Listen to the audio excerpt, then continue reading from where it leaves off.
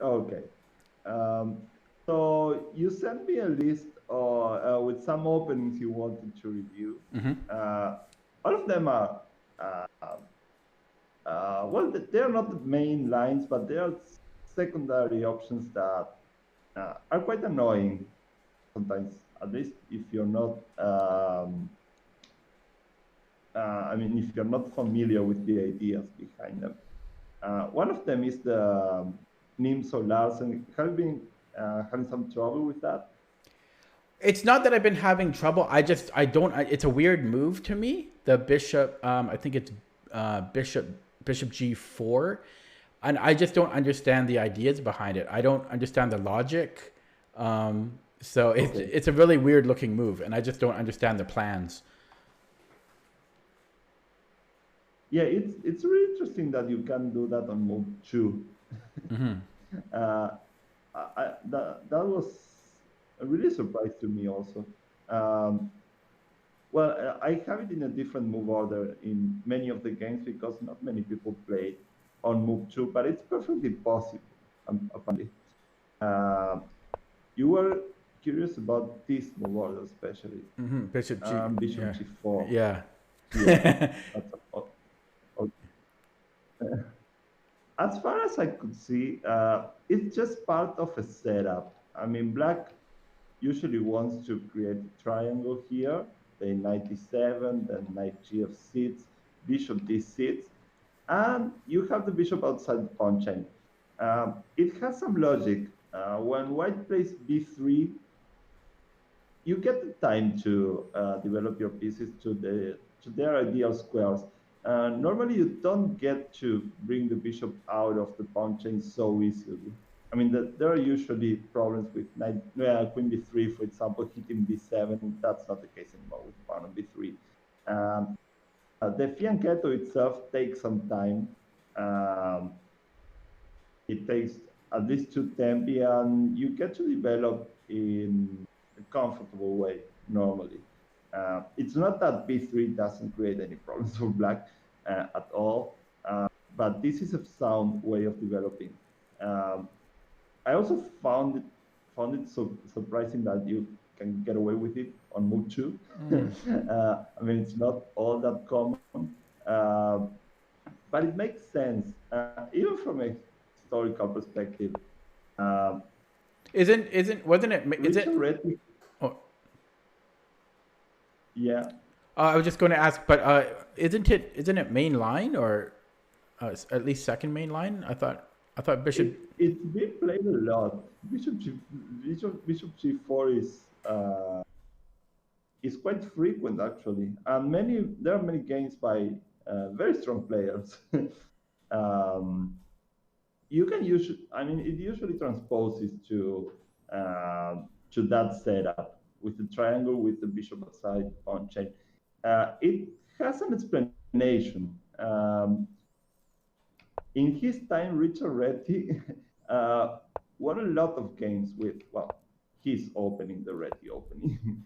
um, he usually put the bishop on g2, and after bishop e7, everyone played this, well, like you're seeing this, with the bishop on c8. People didn't bring the bishop out. Um, a regular queen's gambit declined as they would play against anything. And Reddy didn't play d4. He didn't go for Catalan opening. He didn't play normal queen's gambit. He played b3. I mean, he combined the Reddy with the double fianchetto. Um, well, he administered severe beatings to many opponents, even to high-profile opponents. If you look in the database, the results for Reddy with white, and especially with the English and the Reddy opening, are incredible. I mean, if his score with white was the only thing to take into account, he might as well be world champion. He had a huge score. People started to look for solutions to this. Lasker was the first one to try and play um, uh, to play the London system. Instead of going for e6 immediately in a game against Reti, I don't know if this is the move order they actually play, but he played bishop f5, and then he played e6, knight d7. Then Alekhine followed suit, and they all started playing with the bishop outside the pawn chain, which makes sense here. I mean, you're not having problems with your development. You don't have tactical problems on b7, so you might as well the bishop out of the pawn chain. And this bishop g4 you were curious about, well, it has the same ideas behind it. You want to mount that setup with e6, d5, c6. Um, if you want, we can see some of the ideas behind this. For that, we might start with the other game, Nepomniachtchi Salem. I think they played this. No, they didn't play this exact move order, but you can transpose. So yeah, let's just start with this one. Knight f3, d5, g3. As it turns out, you can play bishop g4 here anyway.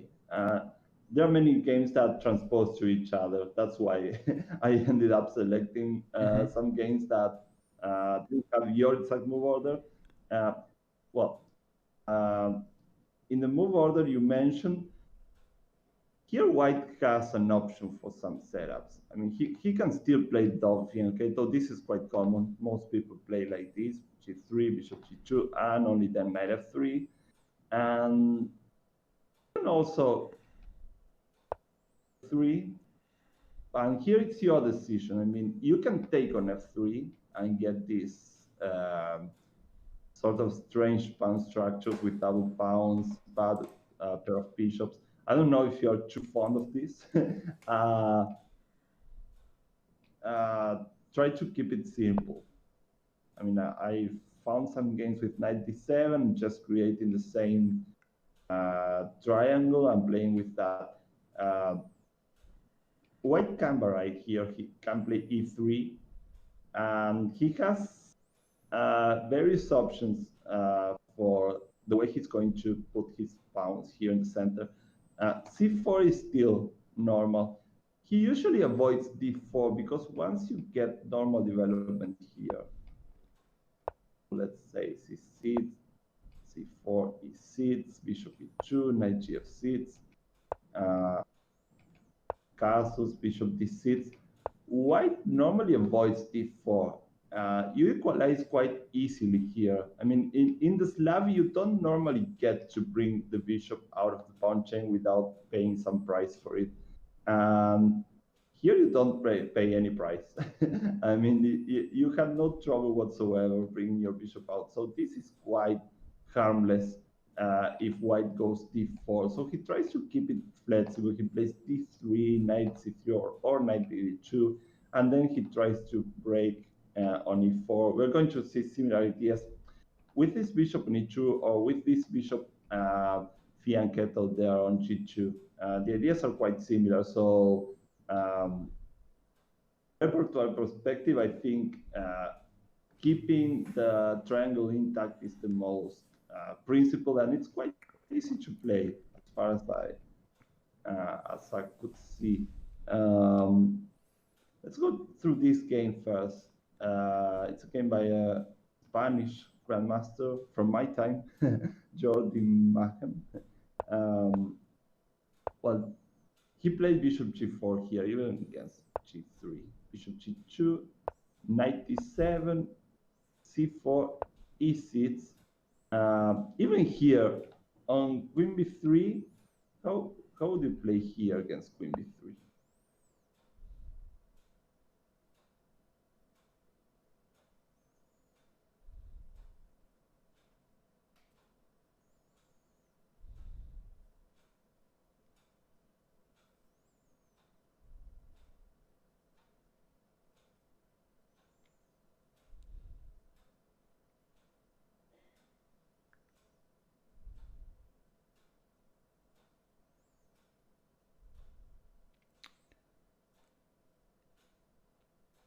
I um,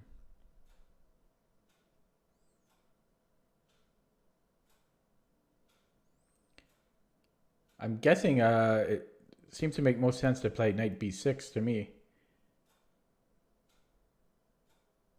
Knight b6. It could be, but the knight is a bit strange there on b6. Oh, I see. Yeah, I guess maybe knight c5. I'm trying to. I mean, there's a reason that the knight is on d7. So, yeah. Yeah, this is a nice resource. I mean, as long as there are no tactical problems with b7, it's quite comfortable to set up this triangle. Here queen b3 doesn't work on account of that knight c5. So I just went for the canonical setup. Bishop b2, bishop d6, d3, white back castle, white did the same, c6, and well, knight bb2. Well, this is like a tabia. What do you think white is aiming for here? Why did he refrain from d4? What is he after?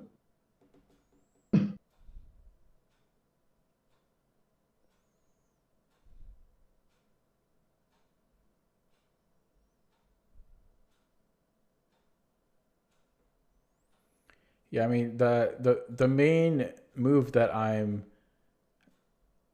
looking at or concerned about immediately is an e4, and I I don't know, maybe e4 threatening e5, and that's the main move here that I would be concerned about as black. The fact that white didn't play d4 has to do with the idea of pushing the pawn to e4, grabbing some serious space, and as you said, in some lines threatening e5, and it can become a bit uncomfortable if you're not prepared to meet it. White's position is quite flexible, actually, and there are many plans here. Sometimes white starts chasing after this bishop, and he even goes g4 and knight h4 to capture it once it goes to g6. That's a plan. Another plan is starting the expansion on the queen side in the style of Reti. He liked to play a3 before and maybe get a break in the queen side. So white can even combine these plans sometimes. There are many ways of playing this with black. Normally you go e5 only when your development is well, almost complete. For example, you could play it here. The thing is, e5 is never without the risk. When you see this position, I mean, when I show this kind of position to anyone, the first thing they say is, why didn't you play e5 and occupy the whole center? The thing is, that's what white is after here. I mean, this triangle is solidly defended, and it kind of trumps this bishop on g2. Once you play e5, that changes. This center is quite good, but it's also quite demanding. I mean, you really need to have this protected. White has some ideas to put pressure on both pawns. For example, taking on d5 followed by e4, creating vacating c4 for the knight on d2 is an idea. Some games by Reddy also show how white can put pressure on both pawns. There are games by Reddy where he plays e1, knight f1, and knight e3, and hits both pawns.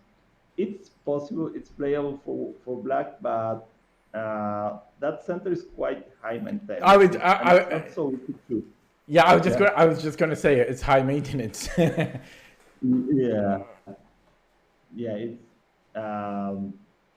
it's a possible approach, but defending the pawns is not as easy as it may seem, and it's not like the pawns are just going to steamroll.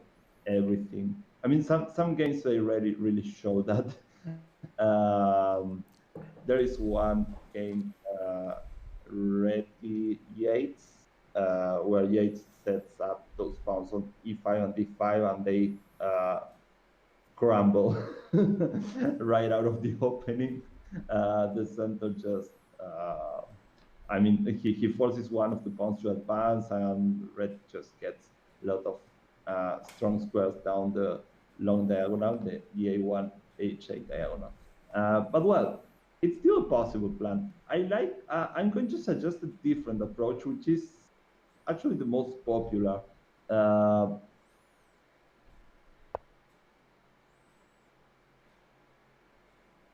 Tries to hold off at least one of the plans, a3 before. This a5 is quite typical, especially with the knight on d2, because sometimes you might even think about playing a4 yourself. Most of the time, you just want to put a stop to a3 before. At some stage, you might even think about starting some active actions on the queen side with b5. Out of principle, this move is just to prevent a3 before. Here, white plays a3 anyway. Why do you think that? It doesn't make sense anymore.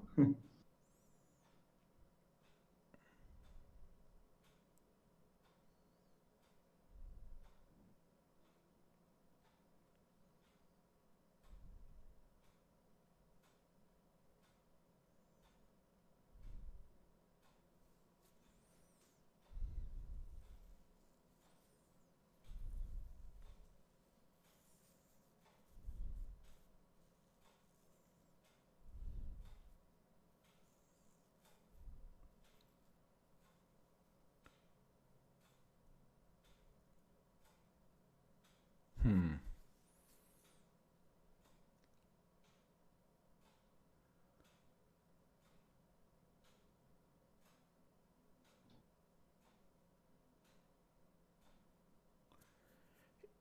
Yeah, I don't really understand. I was looking at B4, and then maybe I was looking, maybe white doesn't recapture right away, but it doesn't, that doesn't seem to make any sense to me. Um, Yeah, the move is highly prophylactic. It makes sense in the context of this variation, at least. The thing is, with the pawn on a2, a4 is sometimes a problem. You can't play before. Now, every time black plays a4, you have b4, and the pawn on a4 might be a bit too advanced. So a4 is not available anymore. And there's another more hidden reason, maybe. The queen usually goes to e7, and bishop a3, with the idea of trading dark square bishop, becomes an available idea. With the pawn on a3, that's not the case anymore. So yeah, in the context of this variation, the pawn on a3 is useful for white, and is at least it, yeah. I was just going to say, is there a reason that, if black did try to trade off bishop, so bishop a3, why, is there a problem of bishop c3 for white? Sometimes you just chase him. Okay, chasing Yeah. chasing the draw. Or other times, yeah, Mm. you might have a draw at hand, or else you can go b5, and sometimes the bishop is some trouble. Um, but yeah, that's a typical device, playing queen e7 and bishop a3. I mean, in the whole context of this variation, it's changing dark square bishop is a goal for black, normally at least. uh, I mean, white has gone a long way to put the bishop on b2, and he Mm-hmm. has put a lot of pawns on light squares. So if we exchange these bishops, we might get a grip on the dark squares.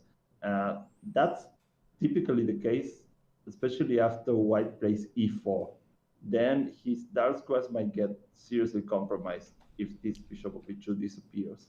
And well, that's key to the whole strategy for black here, actually. Uh, there are many ways of handling this position. Queen e7 is probably the most principled. Rook e8 also makes sense. I mean, you're ready in case white decides to go for this. which is a plan here also because sometimes he goes 94 and then he tries to control f5. Um, but also you might prepare to play e5, which maybe is to be taken more seriously if we pile up heavy pieces on the e and the d files. White went h3, bishop h5. It's always interesting to check if white can actually chase after the bishop with g4. Uh, it's normally an available plan. It's changing light square bishop is a possibility. It's not the end of the world. I mean, that's another thing about this structure. It's really novel. It's a really trustworthy structure. You can get away many times with just it's changing the light square bishop because your whole pawn structure is designed for that. You can live without the light square bishop in most variations. Um, but white also has to check if this is tactically possible. Many times it isn't. Here it gets a serious refutation that, but Maxime Vachier-Lagrave fell into this and his opponent didn't spot the right way here. What do you think black plays? So MVL was white? Yeah. This might have been a rapid game. Yeah. The pro league. Yeah, well, I don't see the problem with taking on g4, but it's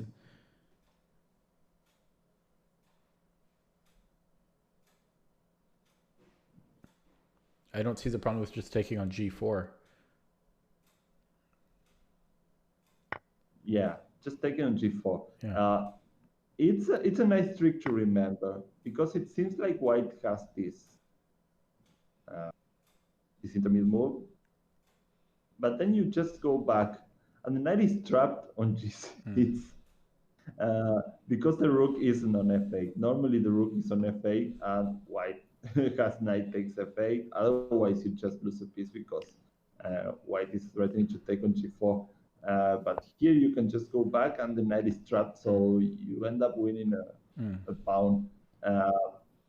Well, Maxime Vachier-Lagrave's opponent didn't see this, and the game just ended in a draw somehow.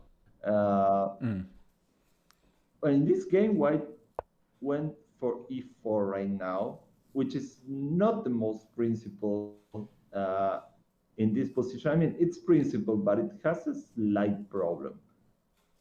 Here, white black played d takes e4, d takes e4. Now I ask you, what would you play here?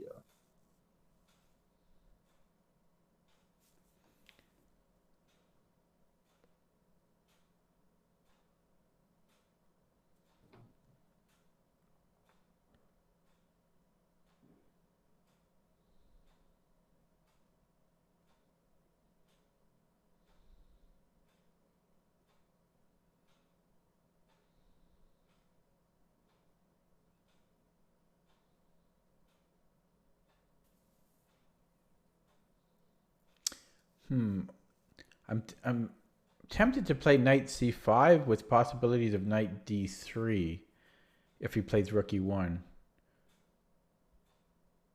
He probably goes e5 there because you. Oh, I just removed I removed the second defender. Okay, yeah. So there's still 93. I don't know how that ends. Well, you get this knight trapped on b2 after it takes d, knight takes b, and queen c2.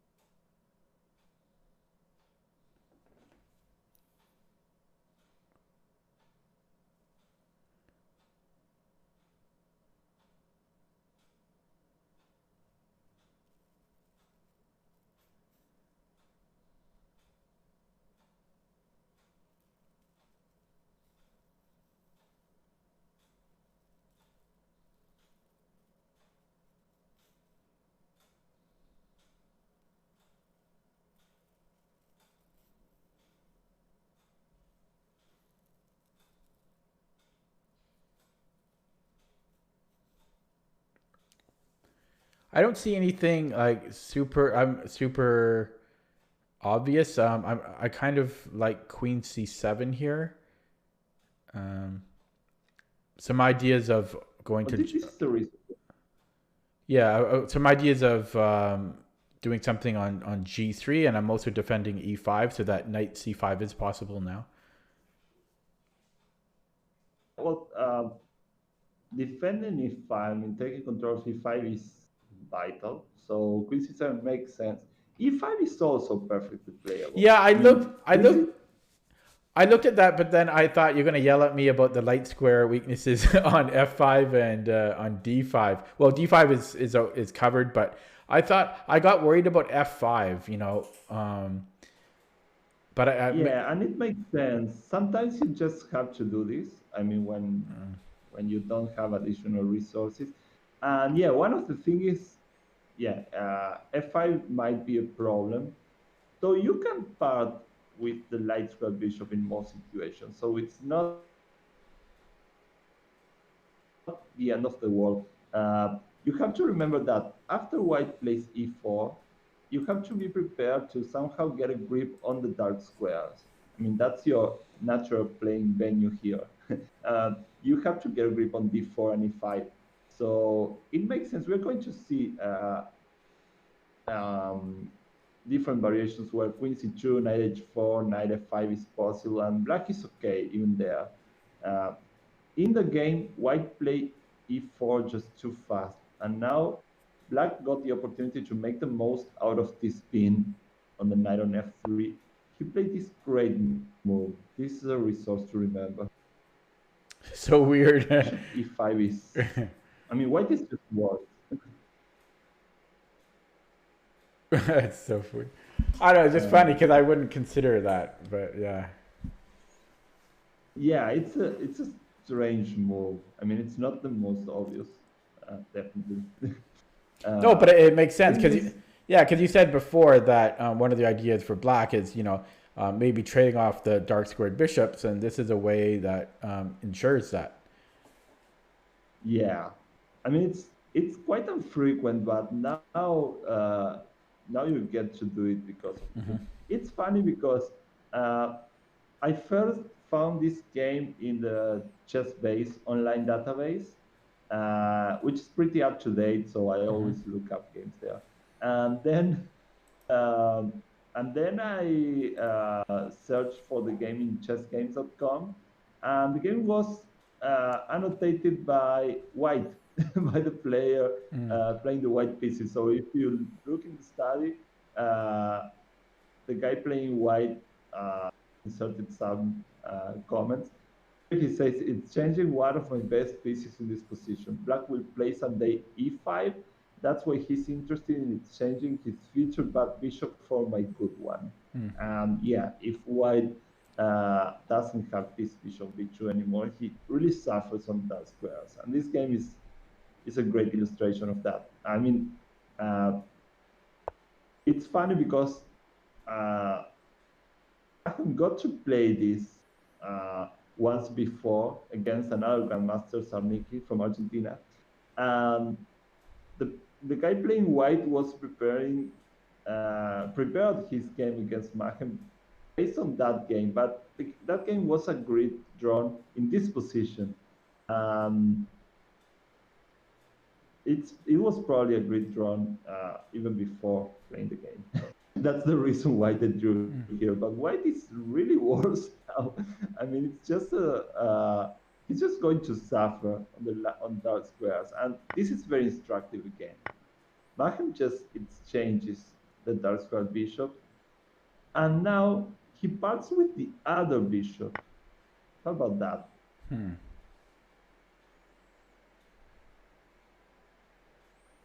There's no mission for the light square bishop anymore. You could play e5 and you'd be in good shape, but you still have to deal with this. Yeah, I was just going to say yeah. I was just going to say, yeah, the light squared black's light squared bishop doesn't really have much potential in that position. So, yeah, better to trade it off. Yeah, exactly. Yeah, now I mean you trade off in in a good spot. I mean, you don't have to cope with this knight f5. You can, but it's more comfortable to just take here now. In any case, after knight takes, for example, you go e5, and if knight h4, you just can play g6 without worrying about this clumsy bishop anymore. So that's the idea behind it. Actually, if you take with the knight here on f3, you're losing a pawn. uh, so white took with the bishop, which is even more clumsy. And queen c7, it's nice that in a hurry to play e5, though it's comfortable. But if you can control e5 with pieces for a long time, that might give you additional ideas. For example, putting a piece on e5 and going to d3, especially at night. He's in a hurry to play e5 himself, so he goes queen c7. White's position is really uncomfortable to play. I mean, many weak squares, especially d4. d4 is the star hole in White's position. So, well, White set his bishop to control more squares. d3 now, e5, b4, a takes b, a takes b, and what do you play now? You still have to be somewhat accurate, I guess.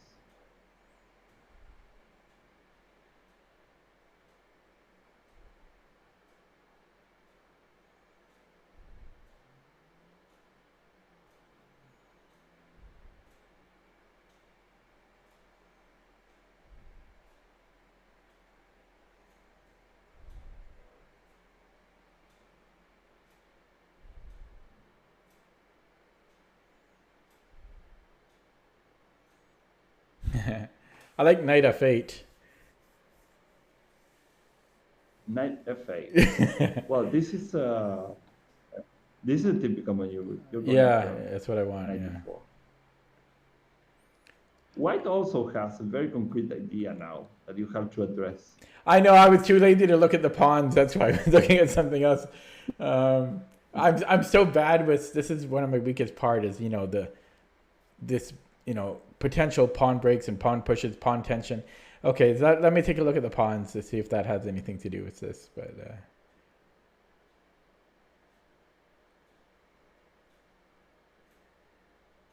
so if there's b5 and b5 could potentially be a problem because if black takes that bishop, the pawn on b5 is cemented by his light squared bishop, and then maybe he gets his rook into play. I don't think c5. I mean, c5 cuts out our knight, but I don't know. I'm not too worried about c5. I think it opens up his bishop, but I'm just not really worried about it because I think that's kind of equal for both sides if white plays c5. I'm more concerned about b5 here. I'm sorry, I lost you. Oh, yeah. I just said I'm a little bit concerned about b5 here, but c5 I'm not really too worried about because I think that it's kind of a symmetrical position. And then again, maybe I can get my knight on d4. It's but b5 I'm not so sure about. Oh, actually, c5 is what really is the actual problem. Yeah, these pieces are really bad. I mean, the minor pieces, the white's minor pieces are just. Oh, I see. It's just to free up that square. Yeah, you can c4. You might. I mean, it's not possible right now. At least it's probably not possible to play knight c4 because the pawn on e4 is loose. But if you get to play knight c4 and put a knight on d6, that might be a problem. Annoying. Also, bishop c4 can be a bit annoying. I mean, this bishop would be a different animal if we put it on the h2 f7 g8 diagonal. Most important of all, you don't get a full blockade on dark squares. At least you're fighting for some squares in the center. B5 is not such a big deal. Let's say we make a non-move like h6. B5 is actually good news for you. Now you have full control of so many dark squares. You're not worried about him taking. You just take with the b-pawn. So maybe here, I don't know, you might go queen b6, knight c5. Knight c5 looks good already, hitting the pawn on e4 and planning to play knight e6. Yeah, this would be fine. I mean, he's letting go of any sort of hopes of having some controls of the dark squares. So he'll probably go c5. Not sure this is so easy anymore. That's why black plays what he played in the game here after a takes b4. Now the move kind of suggests itself. He just b6. He just prevented.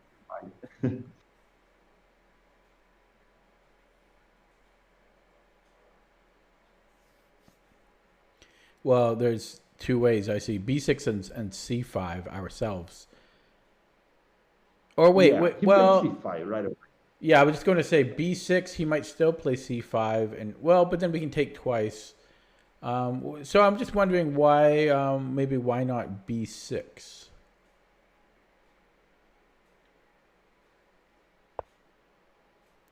b6. This might be playable. I mean, b6 looks completely sound. Though, as you say, c5 is. It might be an interesting attempt. I'm really thinking of sacrificing a pawn, and because this pawn is going to be weak. I mean, at the very least, it would be a try for white to get a way out of this desperate, strategically inferior situation, but not more than that. I would really consider giving up a pawn here. I mean, it looks sad, but Yeah, rook c1, right? I think. Or Yeah, I'm thinking about queen b4 because of the pawn b4. But then we can go rook c1, and at least we have some counterplay against the pawn c6, and these pieces don't look so bad anymore. I mean, I think it's a good price to pay for the pawn. Not entirely sure that's completely sound for white either, but he's in bad shape anyway. c5 doesn't give any chance. That's the thing about c5. I mean, this move is also possible because white has no access to d5 whatsoever. I mean, this knight has to make 3 moves to get to d5. No way. Yeah, and then a potential knight on d4 is looking extra good now. Yeah. Shuts down both minor pieces for good.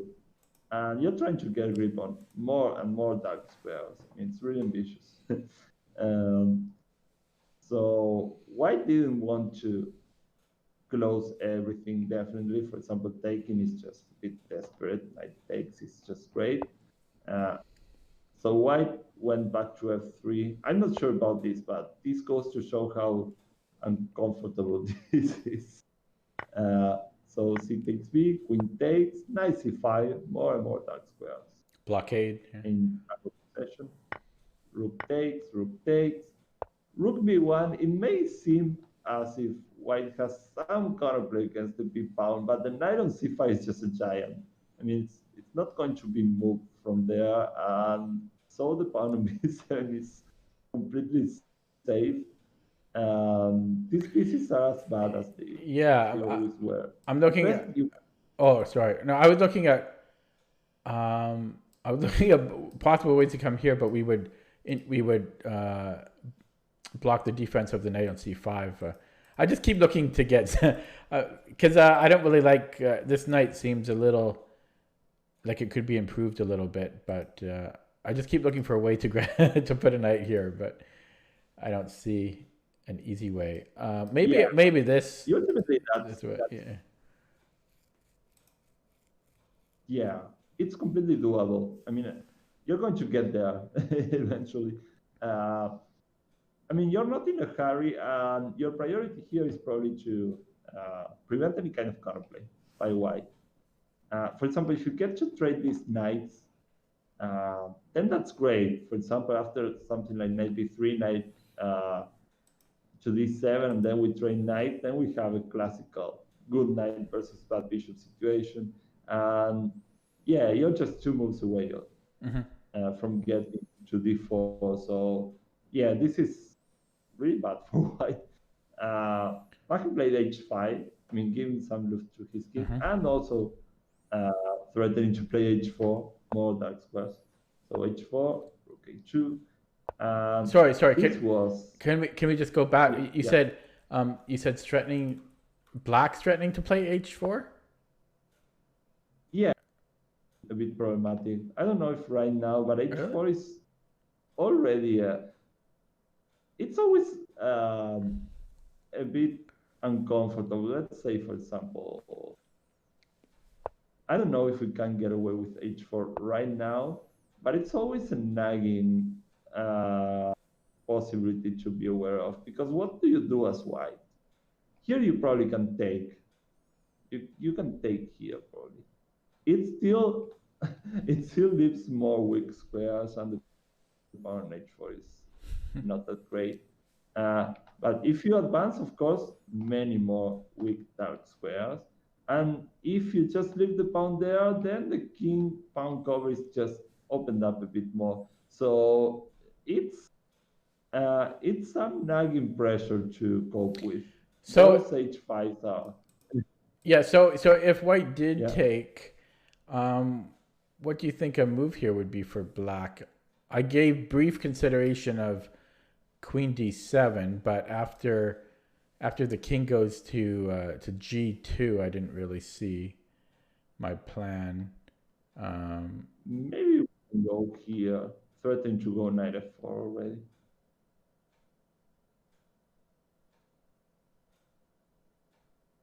Rook a2 also looks quite threatening. I was wondering if we could almost go queen d3, but we do drop this pawn. But I was wondering if that was enough. Maybe we can get something going like that. Like if this, I was thinking potentially Even that here. endgame might be. Though with this king so open, I don't like the idea of trading queens anymore.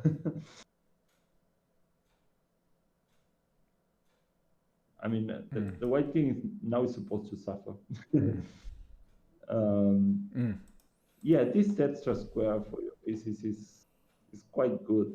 And if you don't go h4 right now, it's still there. I mean, you might even consider preparing it if, I mean, if it just doesn't convince us. Okay. Right Yeah. here, you may look at h2, for example, first, and it's always in the air. I mean, Yeah. h4 is there, and it's, Yeah. It's just interesting because you mentioned it, and I never would have considered that as a move for black. So that's interesting. Yeah.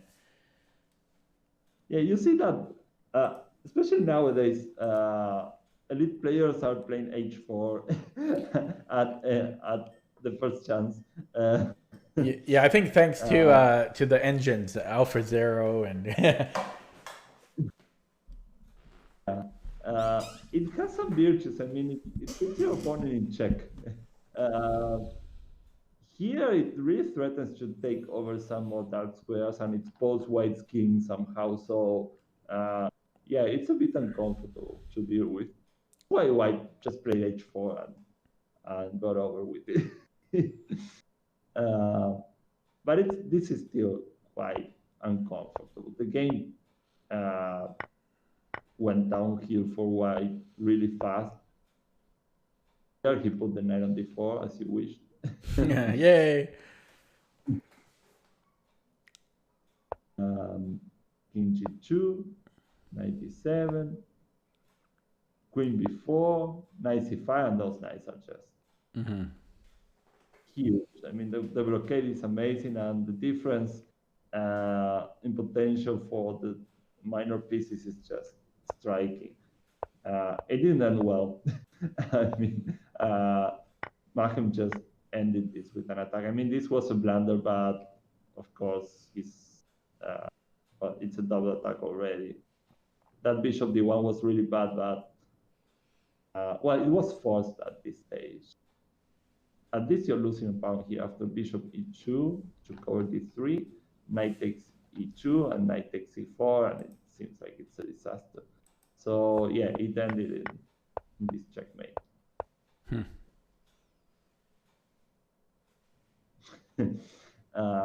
But well, aside from the blunders in the end, it was total domination by black, and goes to show that your strategy is that you have to be prepared for to beat e4 with some plan to get a grip on dark squares. That's your main goal in this whole system. If we go back a bit to our tabia here after e4, well, Mahim played really well here. D takes and bishop e5. The main move here is queen c2, preparing to play e4 so that it's not so easy for black to exchange that square bishops. There are a number of ideas here. e5 is still available. You can make some useful waiting moves too, with queen e7, for example. I like the following approach. I mean, especially if your opponent just makes some waiting moves. For example, rook e1, rook ac1. Like, he doesn't know what exactly what to do, and he just wants to make moves that at least look decent. You also have ways of improving your position. That's important to remember, and this is one of those ways. H6 just to preserve this bishop and to make it more difficult for white to go e4, because your plan now is to play bishop g6, and you have a square on h7 in case white goes knight h4 and chases after your bishop. So this is a good plan in many situations. I mean, in many of the games that I put here in the study, you're going to see that black, when he gets the chance to do it, he plays h6, and he has this plan to go back with the bishop, even to h7, to preserve it and fight against that e4. And if white goes e4 here, I like this approach, taking and just playing bishop g6. Now we don't have the resources to trade dark square bishops. We still can play e5. It's playable, but this is way easier. You don't have to cope with a knight on f5. And in many instances, you can play like this. And this pin on the e4 pawn is quite annoying. If I remember correctly, yeah, this is the typical source for a well-played game. This is an email game, so it's a guarantee for quality. Basically, the engines play this game. Yeah. So they're really good. Rook fe1, bishop c5, bishop c3. Let's see if we are able to play b4. No way. Rook e2, rook e8. This is really comfortable for black. You might think, what happens if at some stage white just wants to play e5? Where do we go now?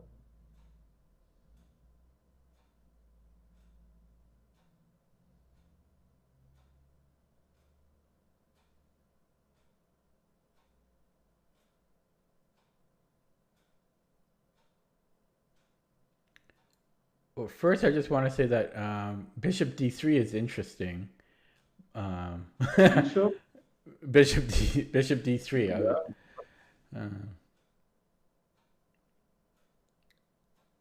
Oh, but no, wait. We'll have two pieces under attack at the end of that. So never mind. I changed my mind. I was looking at bishop d3, but rook e3 would give will keep two pieces under attack, so that doesn't work. Do you Yeah, hear? he can also take here, and he's threatening to take. Oh, twice. Yeah, he can just Pac-Man.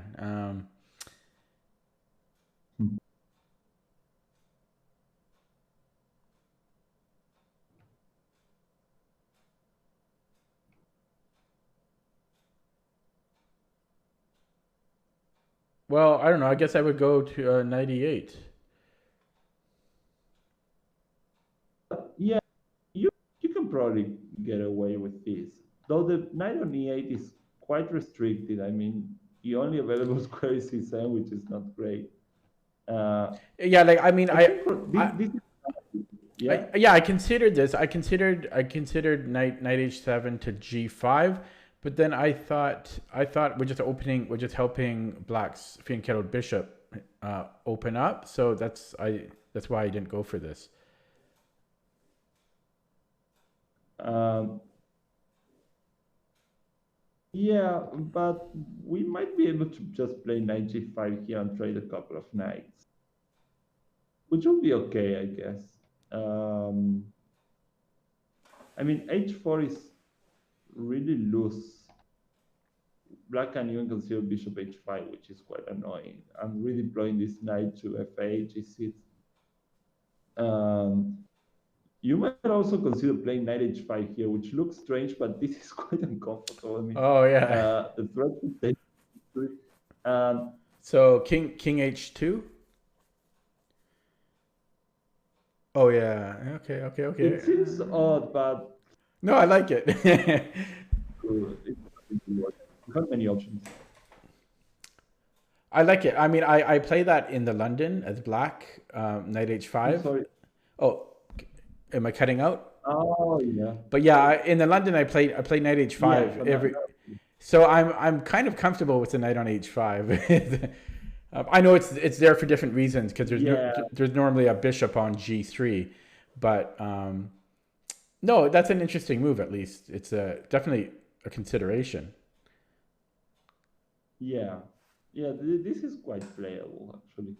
The game continued. I mean, the game continued in normal fashion. They redeployed their pieces. Knight a6 was just to control the advance before, and finally Black got to trade those dark square bishops, and this is just too comfortable for him. He chose c5 instead of e5, which is interesting here because you also prevent e4 for good, practically. Well, the game ended up, and it ended in a draw after many maneuvers, but it was always more comfortable for Black. I mean, this is, you have a clear plan to occupy d4. I mean, you can maneuver your knights there, for example, here. The other knight also has perspective. While white just has to sit and wait. I mean, it was a draw because it was an email game, so white could defend actively for a very long time. Yeah, in a real game, it's just awful. I mean, I wouldn't take white here. I mean, you have that weakness and you have nothing to show for it. That's a problem. But yeah, that's something to have in mind. I mean, when white goes e4, you have to somehow get a grip on dark squares. That's the main idea. Okay. If that's okay, we can go to the other game. Nepomniachtchi-Salem. This game was crazy, but it also shows some of these ideas for Black setup. The triangle.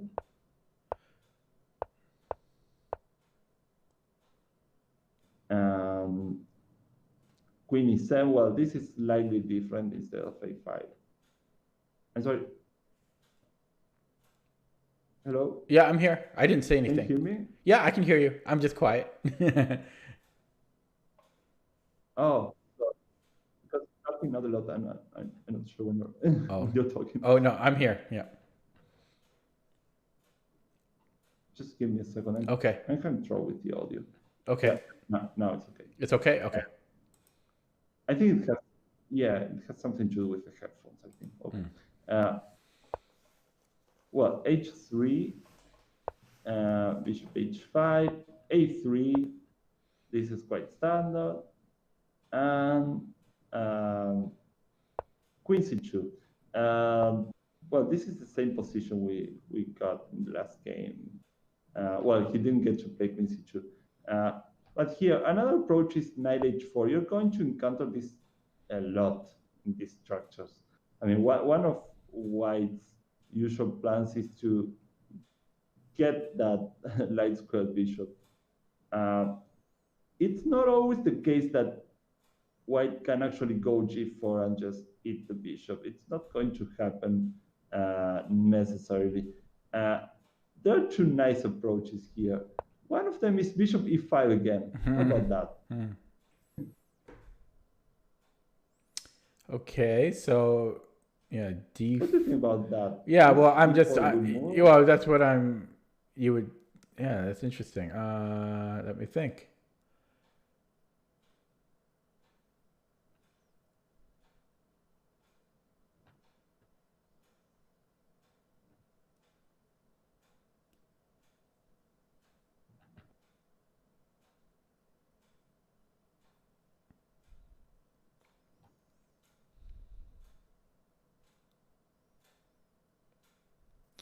Yeah, it's interesting. I mean, the only thing I can, I mean, of course, so yeah, so D4, and then I'm thinking that Black's plan is to just bring the bishop back and then maybe have just more control over the E4 square now that we've kind of encouraged that pawn to go to D4 and it's not defending D4 anymore. It's the only thing I can really think of.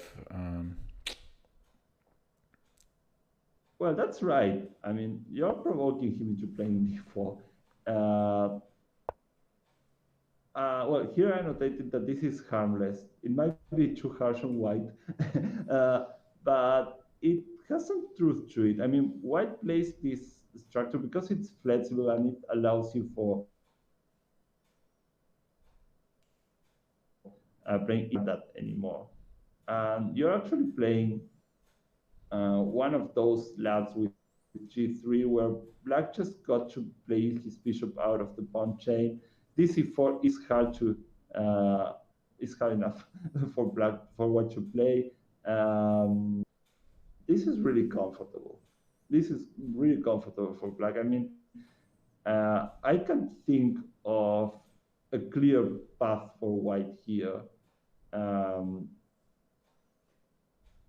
In fact, I would still think about playing h6, even at some moment g5 and bringing my bishop back to g6.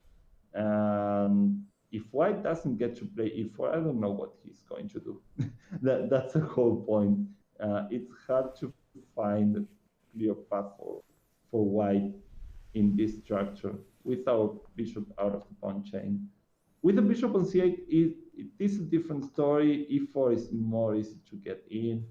And that's why Black can get away with losing this tempo, provoking d4. Well, if we trade like dark square bishops, it's good positional news, I guess. This is a valid approach. So I'm just wondering. Oh, never mind. Oh, I was just thinking, but it's probably too slow. I was thinking like Queen C2, then E4 for White. Oh, did I disconnect? I was just wondering what Black might do with White playing Queen C2 and then E4. Queen C2 and E4. Yeah. But oh, that pawn's hanging. I see. So yeah. it's going to take him a lot of moves. So G4 first, G5. I mean. No, sorry, G4 first. I mean, so G4. G4, yeah. Yeah, that's another thing. When G4 is possible and when it's not, uh, it's a good exercise to try and figure out when it's possible. For example, H6 here is again a valid approach. It might look strange, but on G4, sometimes we can even go back because after knight takes, F takes, we have nice control over dark squares to compensate for our weak pawns. But here G4 is just bad. It's just bad.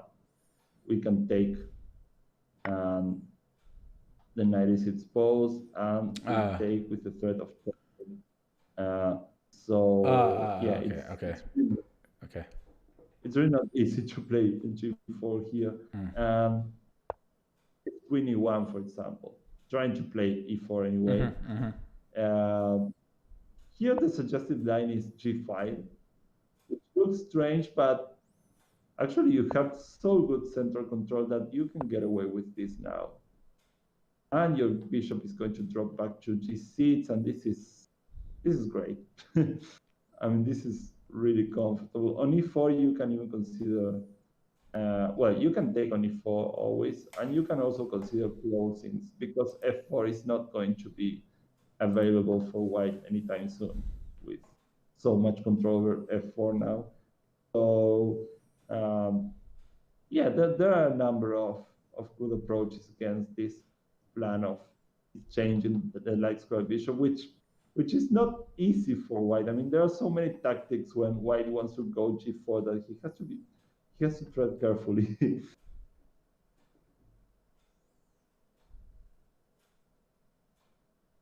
So game, let me see. Oh, another thing. For example, if he wanted to play G4 first, bishop G6, and now knight H4, with the idea of taking on G6. After knight takes G4, knight takes G6. But this is a well-known trap, actually, against the Pirk, I think, with colors reversed. Do you think this works? Knight takes G4, knight takes G6, and then what do we play?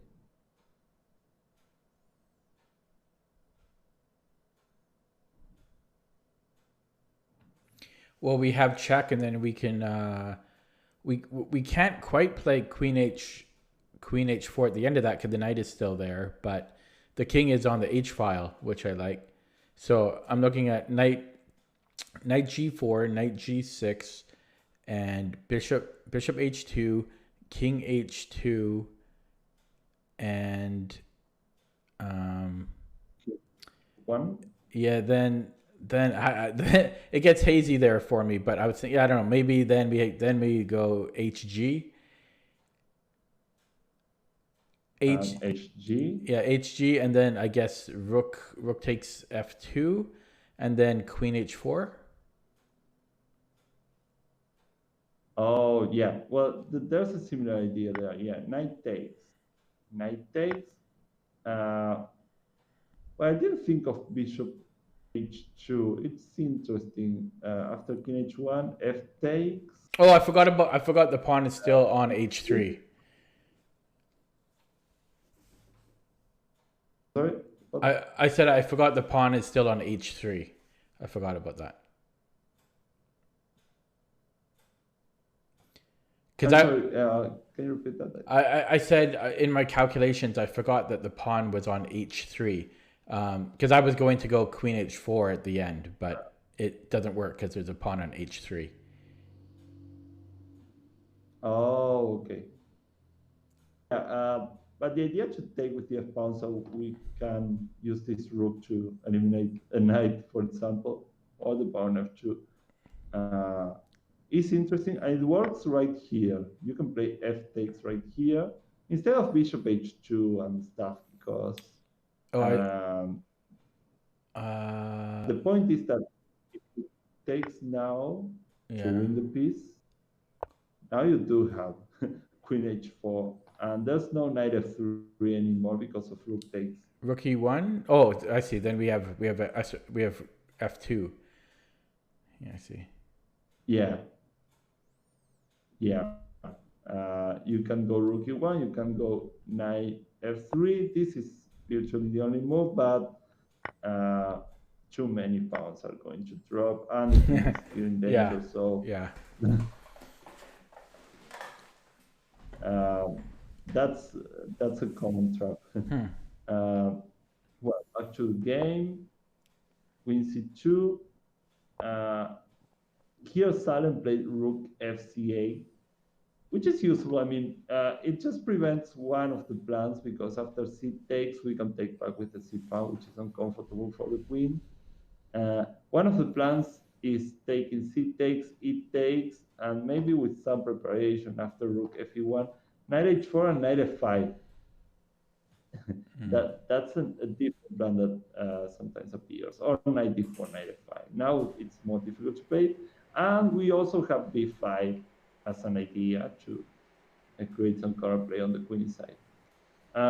Here, I still like this approach with h6. I mean, uh, since if white just keeps making some waiting moves, that h6 with bishop g6 coming is always quite comfortable, as we saw.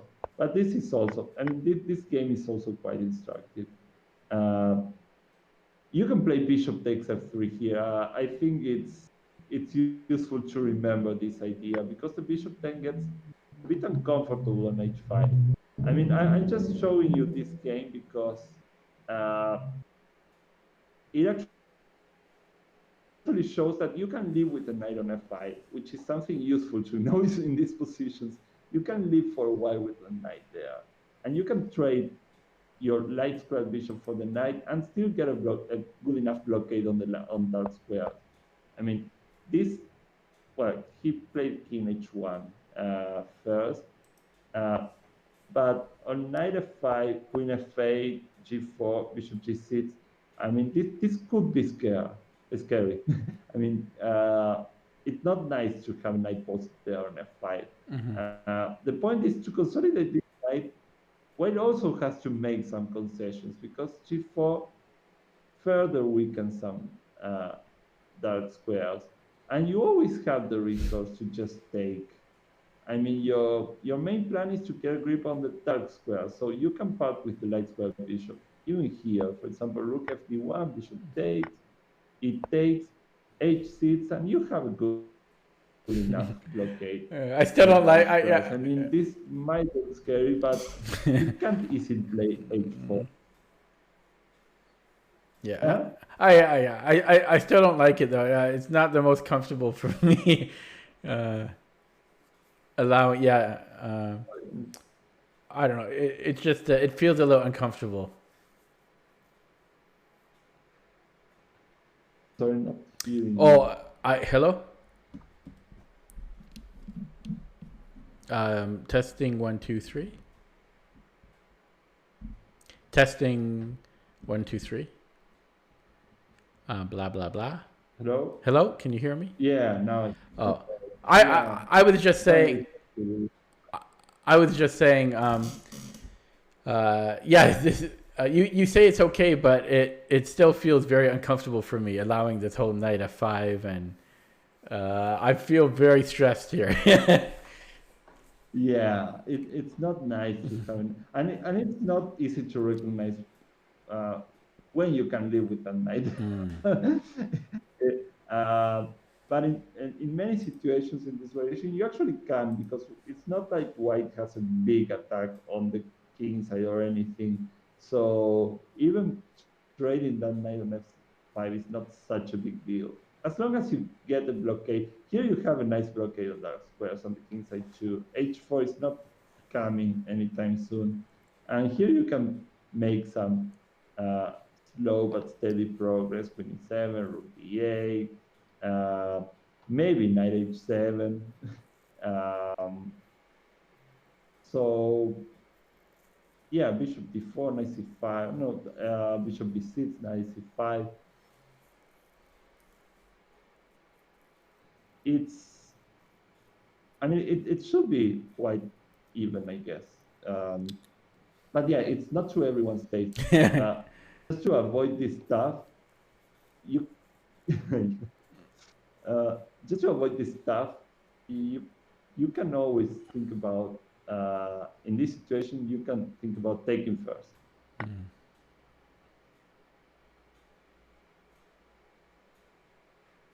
You, Oh, hello. hello, I'm here. I don't know why it's cutting so much. Okay.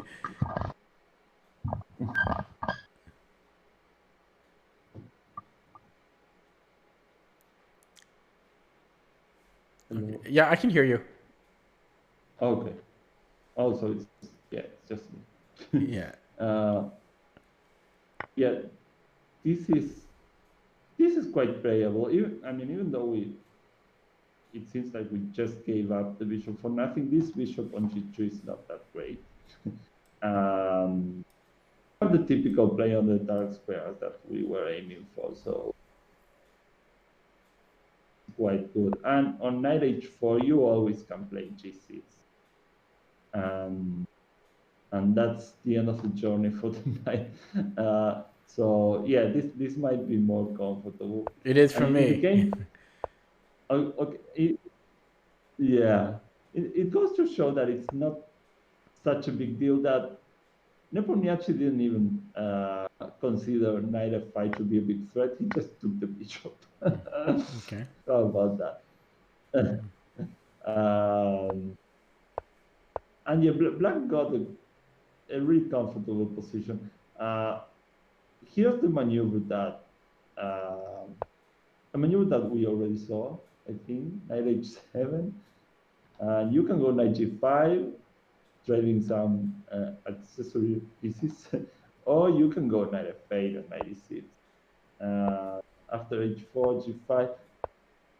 I mean, black is already in the driver's seat. The game was a mess afterwards. I'm just going to leave here so you can see it later because it was very long and with some mistakes, and it kind of it's a bit off the point of the opening, but the opening was a success. Um, let's Was see. that Okay, why? was that a classical game? Yeah. Uh, this game? No, it's Nepomniachtchi Salem. I know, but It's a like, very recent I game. mean, classical time control.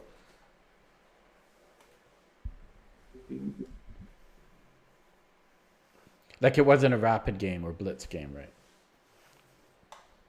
I'm sorry, it froze for a bit there. Oh, I Can said it was classical time control, like not rapid or blitz. Well, it says the FIDE Grand Prix.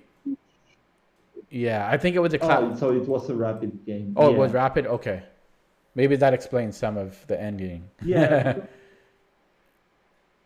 Yeah. Indeed.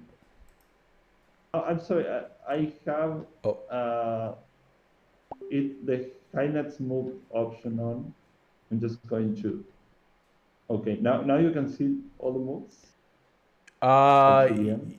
yes, yeah, 55 moves. Oh, Yeah. okay. Yeah. Yeah, many mistakes by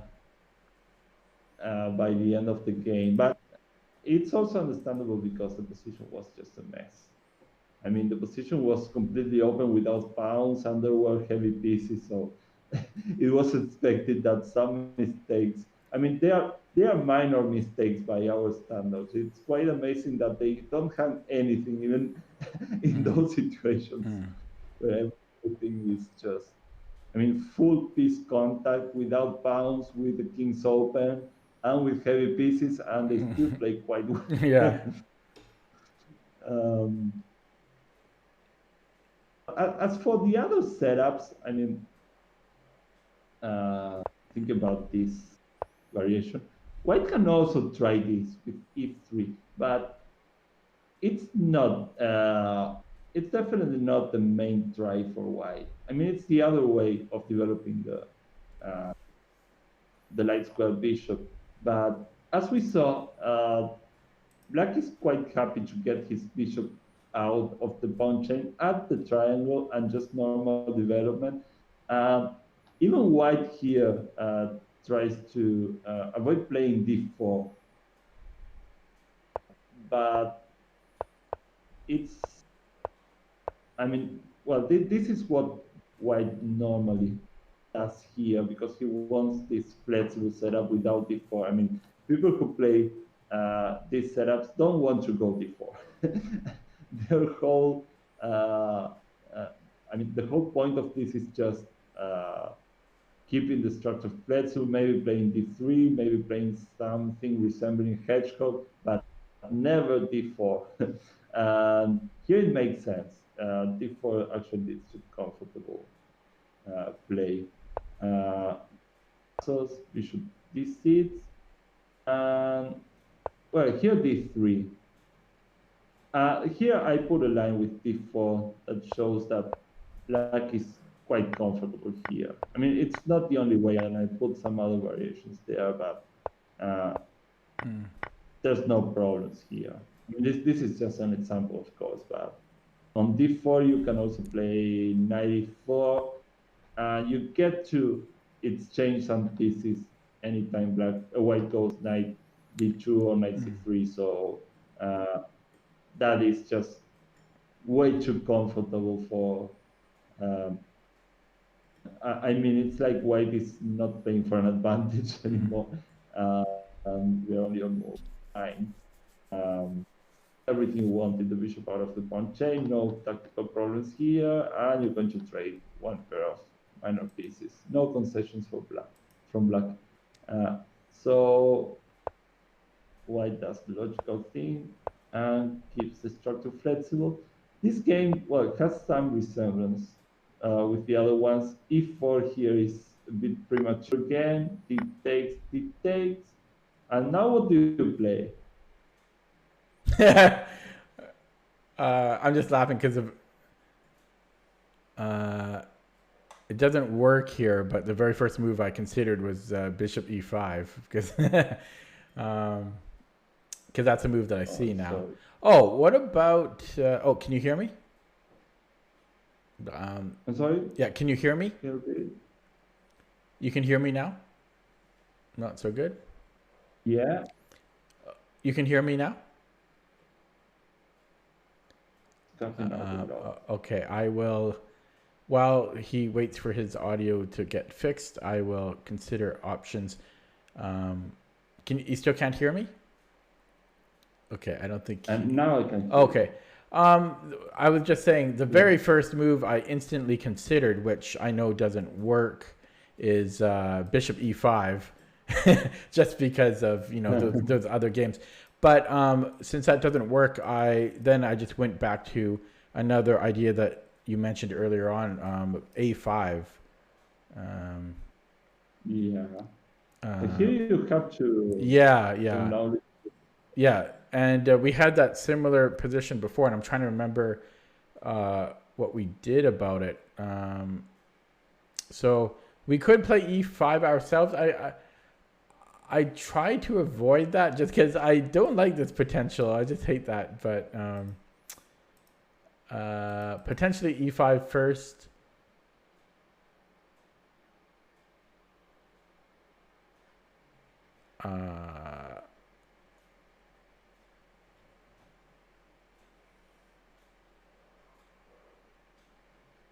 Knight h4, bishop takes c2, queen takes c2, and g6, for example. What do you think about that? You cut off in the first bit of that. Okay. For example, e5 here. Knight h4, and now bishop takes, queen takes, and g6. What do you think about that position?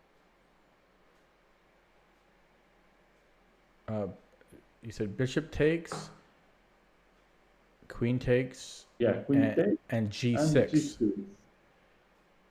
And G6. I don't mind that. The only thing I'm looking at is if f4 could be a problem. Yeah, I wonder about f4 there. F4. Looks like I can still take on F4. Rook takes. But does this bishop here? Oh, yeah. Sorry. Okay. Yeah. Never mind. Okay. Yeah. Then I like it. Yeah. Then I like that. Yeah. So bishop e2, queen e2, g6. I like not giving that knight any hope of f5. I know Kasparov. He says a knight like on f5 there is worth like I forget if he said 4 points or 5 points. It might have been 4 points, but Kasparov just he loves the knights on those squares, and I often in my games I try to get knights on those squares because it's just so strong. There are so many possibilities. So yeah, I like Yeah. that. I like that solution. Yeah, bishop e2, queen e2, g6. To be honest, I would also go for this. I mean, for at least for, I mean, in favor of clarity. uh, yeah, this is quite okay. I mean, and you fulfill your goals. You have this square to exploit. I take black any day here. I just can't see what's the point of playing this as white. I mean, I don't see a clear path. Uh, for black, at least it's easy. I mean, I know I'm going to play a5. I know I'm going to maneuver to occupy d4 most likely. um, a4. Um, Black play e5. There's also one different option, always to take into account. Just chopping on f3. I mean, we are not used to just taking on f3 unprovoked, but it's actually quite common in this variation because sometimes you just don't have a job for the light square bishop anymore, and So that's often the case with play c4. yeah, I was just thinking if yeah. So I was thinking bishop takes, and then we can go bishop e5. Yeah, because he can't take with the knight Right. because he the pawn, Yeah. and now we do have our favorite resource. Yeah. Yeah. Uh, when you remember what happened to White in the first game, I mean, you have to be happy about this. Yeah, once this bishop of b2 disappears, it's just awful to play as White. Uh, in the game, well, things went a bit different. White didn't choose any of our principal responses, uh, but still, well, knight f5 is not the best move here. This is a different resource. Sometimes you get to take, and after it takes, you play e4, and you even threaten e3, and these pieces don't look good at all.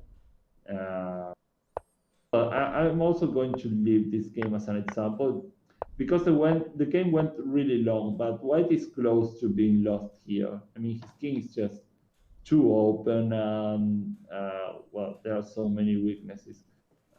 After this, Black didn't play the best moves, and it kind of falls out of what we're trying to see here. So I'm just going to enable you to see all the moves. But as for the opening again, there are many resources for Black, even when he gets to play knight f5, even when he plants a knight there. Sometimes you can even cope with the knight, but as you see, you can try to prevent it. I mean, there are many instances where you can just take on f3, or you can, I don't know, it's change on e2 and play g6 yourself so that he doesn't go knight f5. If that's more comfortable, then, well, I think I left another game here with the same yeah, which kind of goes, yeah, this is in the same vein as the other ones, I think. Oh, but with a plan here of, with a knight on c3 and with this plan of taking and trying to occupy f5, this is not that frequent and it's not the end of the world. I mean, you have rook e8 and on knight f5, you just go back and then keep the knight out. And this is just a normal playable position, and black doesn't have any sort of trouble. If you're okay with it, we can go for the bird. We can see a bit of the what? Sorry, the uh, yeah, you asked me to see some things about the bird with oh, the bird. f4, knight Yeah, f3. yeah. Yeah. The main line. Yeah, I played a classical game against the bird. I didn't play. I forgot to play my repertoire move of g6, but following the main line about I don't know six or seven moves in, I was just curious. I just have no idea of the game plan for black and the bird. Kind of a somewhat Okay. symmetrical position, and yeah, I just didn't know. I just don't know any ideas in the in.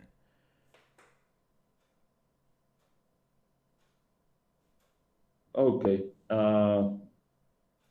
So the If you want, we can quickly go through some that you have. You probably have to remember to play this, or if you want to see it in depth, we can leave it for the next session, yeah, as you okay, wish. But yeah, we can go through. yeah. Maybe we'll do it next week and more in depth. We can save that for Okay. the next lesson, so that we don't rush it. Because I don't know Okay. I don't know anything about the bird. So, but yeah, Okay. The this variation you showed me, it's a Leningrad Dutch with colors reversed. Basically, that's something to have in mind. yeah, I don't know the Dutch though. That's you know I don't play the Dutch, so Yeah. it's all new to me. And as you know, or you may know, it's rare that I will have a fianchetto on the king side. So I'm like I don't play king's Indian or anything. So this I just really have. This is very new to me. This whole structure. So Yeah. Yeah. Well, then we probably have yeah. I to have work no on idea that. what I'm doing. But yeah, we can save that. We can save that for next week. I know it's very late there, so I think I will let you go. But yeah, that was very helpful with what you explained in the Nimzo. Sorry, what's it called? The well, It's even hard to put a tag on it because it transposes hmm, to, well, pretty much anything. We saw the double fianchetto. I mean, a Reti with the double fianchetto. Then a Nimzo-Larsen player might tell you that Nimzo-Larsen. Hmm. he wants to play e3 instead of going for double fianchetto. But all these flexible systems kind of transpose into each other so often that I don't know what to call them most of the time. I just try to see what setups are possible for white. And here the Tau Fianchetto is dominant apparently. The variation with e3 is also possible, but as you see, the ideas are quite similar. Hmm. Uh, the thing is, it lets you put the bishop out of a pawn chain really quickly, and that bishop g4 is quite a sound way of handling the position. And it's very schematic. I like that the ideas repeat themselves a lot. So, and do you know? So that was, I guess, that was Nimzovich playing. Like it was named after Larsen as white and Nimzo as black. Is do you know if that's how it got its name? uh, I don't know Mm, the history mm, of the story okay, of how it got the name, okay. but yeah, it's a mix between the two because you play knight f3 and e3 as if it was a nimso, It and then you go b3. it's just interesting because I've been finding myself lately um, enjoying lots of Nimzovich's openings because you know I played the Nimzo Indian. There's this and then I recently I've adopted the Nimzo English um, as black. Um, because So I which one is the well, Nimzo English? yeah, because I just played a game yesterday, I think. So as black, I think it goes c4, knight f6, d4, e6, and then white plays knight f3. And previously, I played d5, but then that transposes into a queen's gambit declined, three knights variation. And so, anyways, instead of d5, bishop b4 is a Nimzo English, apparently. Oh, Nimzo English. Yeah, I knew that as the Bogo Uh, Indian. no, no, but no, no, but c4. Like if we make a chapter here, can I do that? Yeah. Empty, Uh, not black. Oh, okay. I believe it's this. Wait, is this am I doing it right? I think this is what. Oh wait, yeah, maybe it wasn't C4. I might be I might be mixing it up. Unfortunately, what else would it have been? Yeah, I don't. Maybe it wasn't C4. Cause yeah, cause it's not the Bogo Indian. Um, Nimzo English. yeah. Damn. What was that? Uh, I know that there was a knight here, and then um, I Then bishop before with check. I can't remember. I know it was bishop b4. It was the move, but I can't remember if it was c4, and it might have been the two knights coming out. It might have been. It might have been this actually. It might have been knight c3, and then e6, and then here. And previously I played d5, I think, but I think it's this. I think this might be the Nimzo English. I might be wrong. I don't have. To avoid I don't all have. the job Baba opening. I don't have access to the book right. I can't remember, but I recently I changed Oh, it. Is it this?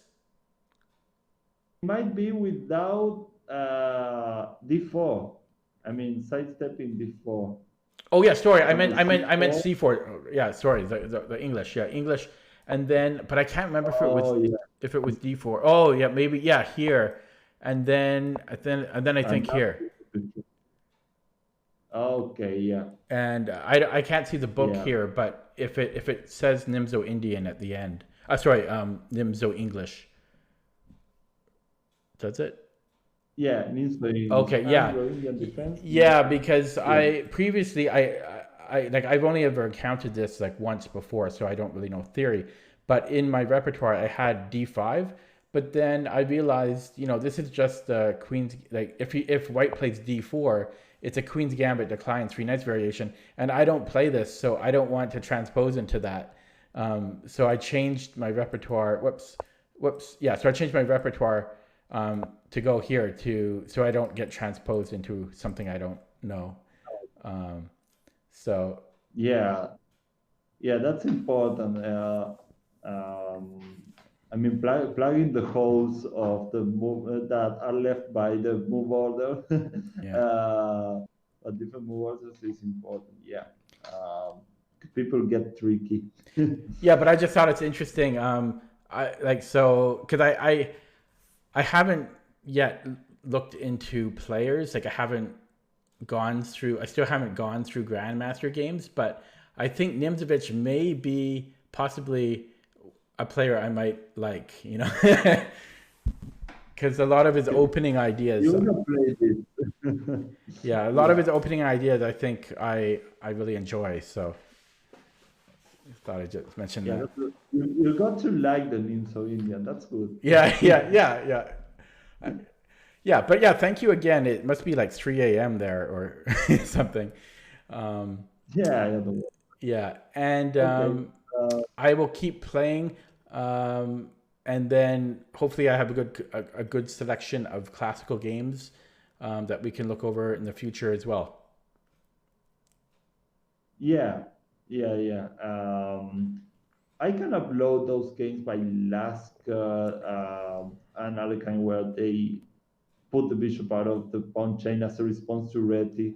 Those games and the games by Reti uh, uh, might Or be used to understand the yeah, structure. or possibly I don't know if it's easier for you or not, but you could maybe send me the chessbase file because remember I have chessbase now. So Okay. yeah, I don't know if that's easier or not, but I'm still learning it. It's really hard to use. So I actually Yeah, it's different. I actually looked you up on it this morning. I thought you would have more games. You don't have that too many games, I don't think. Like No, yeah, no, so, not. so, Yeah, I so, really don't have many so games. Yeah, that's good for you, right? They can't prepare too much. yeah, that's something my opponents usually complain about. Yeah, yeah. I saw that you had. I was looking for some names that I recognize. Apart from two games against Shirov, I saw you played Alejandro Ramirez. I think 2003. Yeah, 2003. we were both kids, and he was even younger, Mm. and but he was really strong already. He was like something like 2450, and he was 13 years old. Oh, yeah. So, Yeah, and in that tournament, he made a GM norm. oh, okay. So He you helped was, him. You helped him become a GM then. yeah, not Okay. that much help from me. I mean, he did Uh, it quite handily. where is he from again? Costa Rica. Costa Rica. That's right. Yeah. Okay. Okay. But yeah, But he's I will let you go. And yeah, thanks again for all of your help. And I think that helped me a lot. I look forward to playing a game so I can employ some of those ideas. yeah, just play the Nimzo-Larsen. Yeah. Yeah. Yeah, Okay. hope someone plays it. I Yeah. mean, so there are many people that play the game, so yeah, you might get it over the phone. Yeah. Partly why. Well, in the tournaments here, there's one guy. He only plays B3. So if I get paired up against him, I'll be ready. Yeah.